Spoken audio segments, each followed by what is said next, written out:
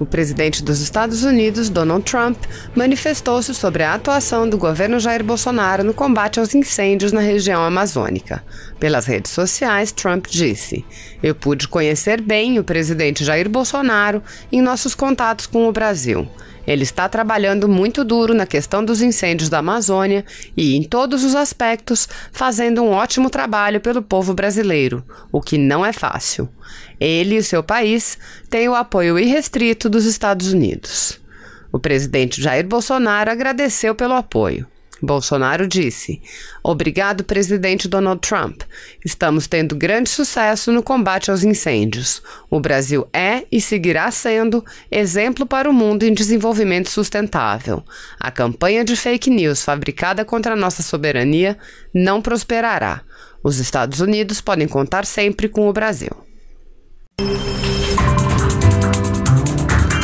Olá, bom dia para você. Eu sou Renata Corsini. Hoje é terça-feira, 27 de agosto.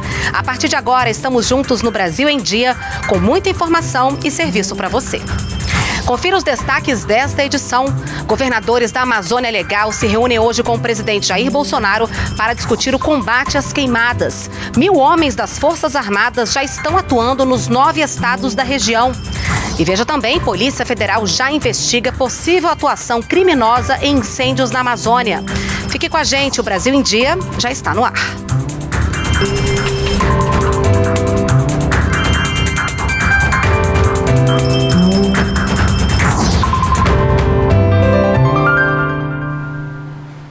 São 9 horas e 45 minutos, estamos ao vivo também pelas redes sociais.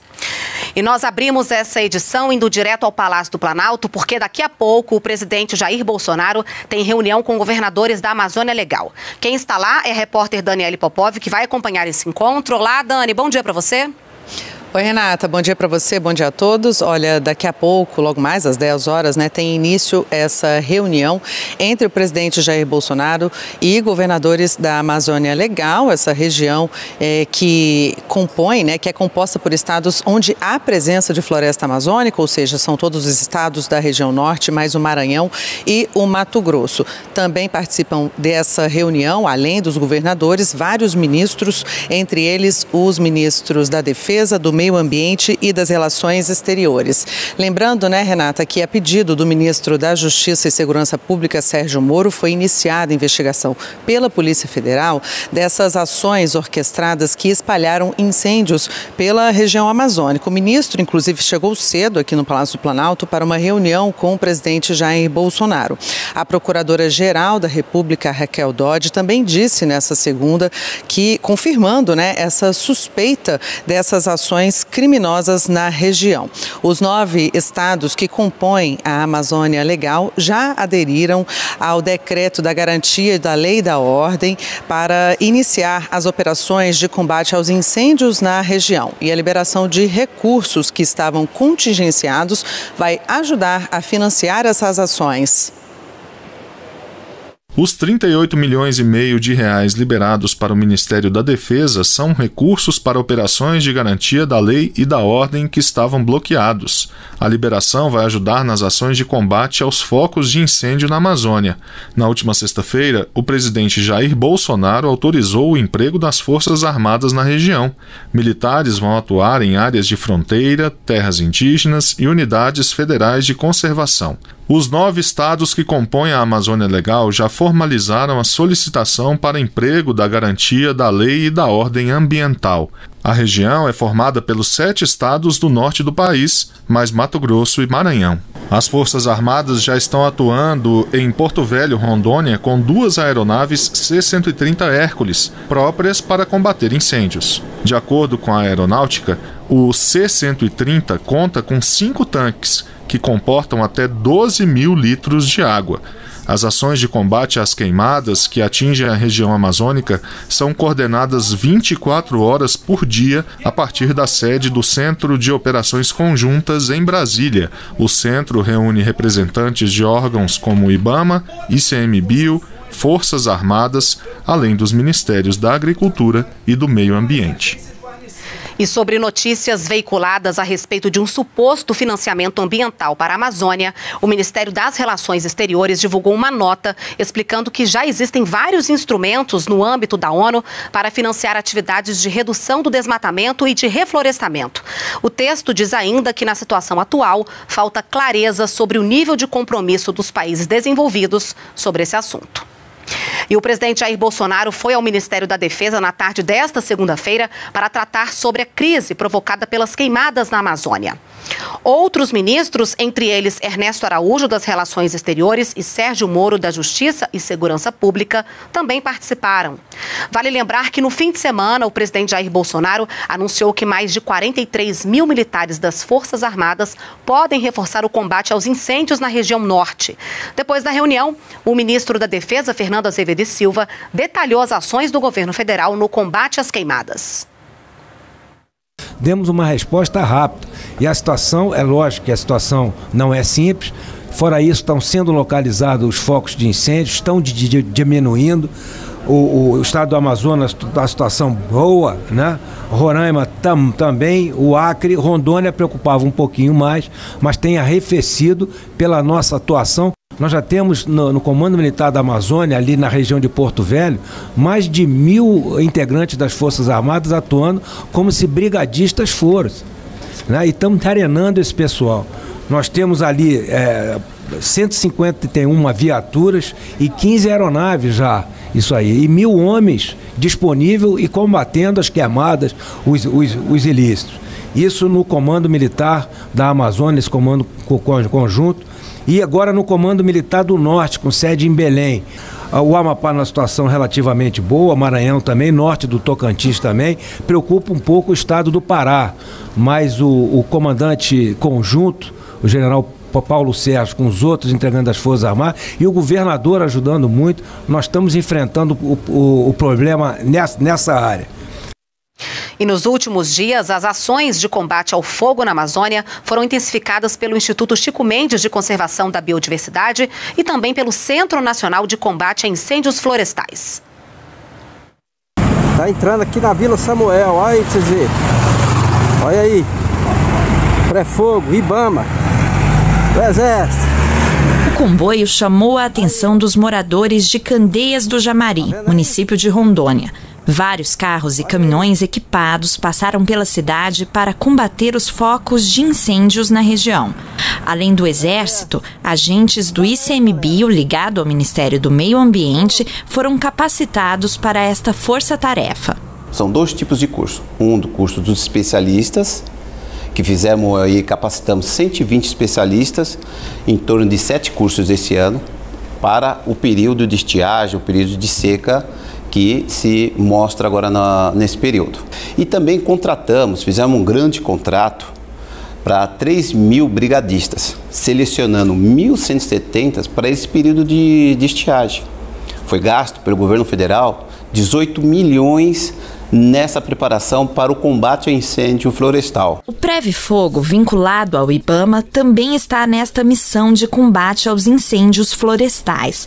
E o monitoramento da região é em tempo real. Mais da metade das brigadas do Previfogo, que esse ano são 1.500 pessoas contratadas, mais da metade está na Amazônia Legal. Mas a gente tem o Cerrado também, que é uma área muito importante de queima.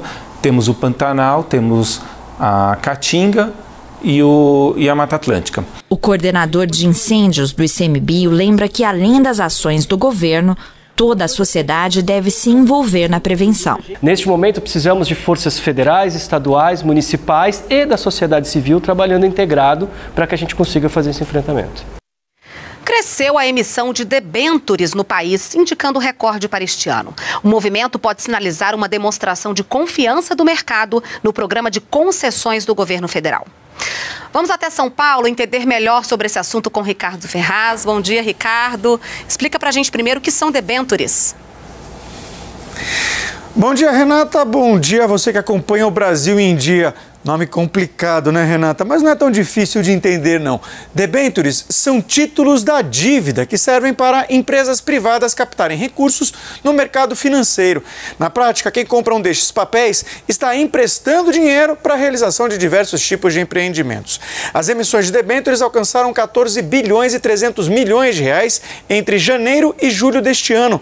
Os dados são do Ministério da Economia, para quem o aumento das ofertas se deve principalmente à melhora do ambiente econômico e aos projetos de infraestrutura concedidos pelo governo federal. Até julho deste ano já foram realizadas 49 emissões de debêntures, a maior parte no setor de energia. Para as empresas, esses papéis relacionados aos projetos de investimento na área de infraestrutura costumam ser uma boa alternativa às formas tradicionais de financiamento, porque têm benefícios tributários, isenções de impostos. Cerca de 2/3 dos títulos foram adquiridos por fundos de investimentos e por pessoas físicas. Nas redes sociais, o ministro da Infraestrutura comemorou o recorde da série histórica.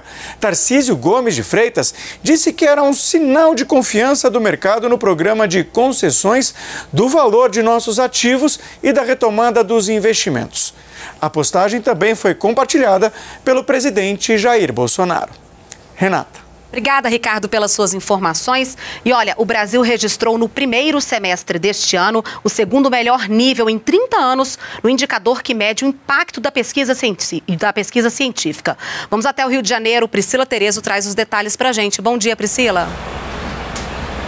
Bom dia, Renata. É isso mesmo, o Brasil atingiu a segunda melhor marca de impacto científico nos últimos 30 anos. O presidente Jair Bolsonaro compartilhou o resultado no Twitter.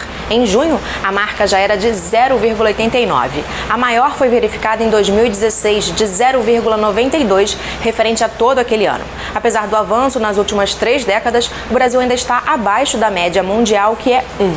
Segundo o Ministério da Educação, para alcançar esse patamar, a CAPES, Coordenação de Aperfeiçoamento de Pessoal de Nível Superior, tem focado em pesquisas com impacto científico. E ontem, o Ministério da Educação repassou 60 milhões de reais para o Ministério da Ciência, Tecnologia, Inovações e Comunicações. O presidente Jair Bolsonaro também compartilhou a imagem da entrega de um cheque simbólico desse valor, que será usado para levar a internet via satélite a 8 mil escolas rurais do país, beneficiando quase 3 bilhões de estudantes até o fim deste ano. Voltamos com você, Renata. Obrigada, Priscila, pelas suas informações ao vivo, direto do Rio de Janeiro. Porte de arma, reforma tributária, lei de diretrizes orçamentárias. São temas que vão estar na pauta do Congresso desta terça-feira. Os detalhes com o repórter Daniel Ito. A Câmara dos Deputados pode votar a partir de hoje o projeto de lei que amplia o porte de armas em todo o país. O texto também trata do registro de armas por atiradores esportivos e caçadores. Já no Senado Federal, será realizada uma audiência pública para debater a PEC da reforma tributária. A sessão vai contar com representantes da indústria, comércio, agricultura e bancos. Além disso, o relator da reforma da Previdência na CCJ, senador Tasso Gereissati, deve apresentar o parecer dele sobre o texto. E o Congresso Nacional se reúne a partir das 2h30 da tarde para instalar a Comissão Mista Permanente de Mudanças Climáticas. O objetivo é centralizar o debate no Legislativo sobre os incêndios que atingem a região da Amazônia. E às 19h, o Congresso Nacional também deve discutir e votar o projeto de lei de diretrizes orçamentárias para o ano que vem. Voltamos ao estúdio. O Exame Nacional para Certificação de Competências de Jovens e Adultos, o INSEJA, teve número recorde de participantes. Mais de 600 municípios aplicaram as provas nesse domingo para quem está em busca da conclusão dos ensinos médio e fundamental. O participante que alcançar a nota mínima no exame deve procurar a Secretaria de Educação ou institutos federais indicados no ato da inscrição para ter acesso ao certificado de conclusão. O Brasil em Dia fica por aqui. Você pode nos acompanhar também pelas redes sociais. Muito obrigada pela sua companhia. Uma ótima terça-feira. A gente se vê amanhã. A gente termina também agora com imagens do trabalho de combate ao fogo lá na Amazônia. Obrigada. Até amanhã. Oh.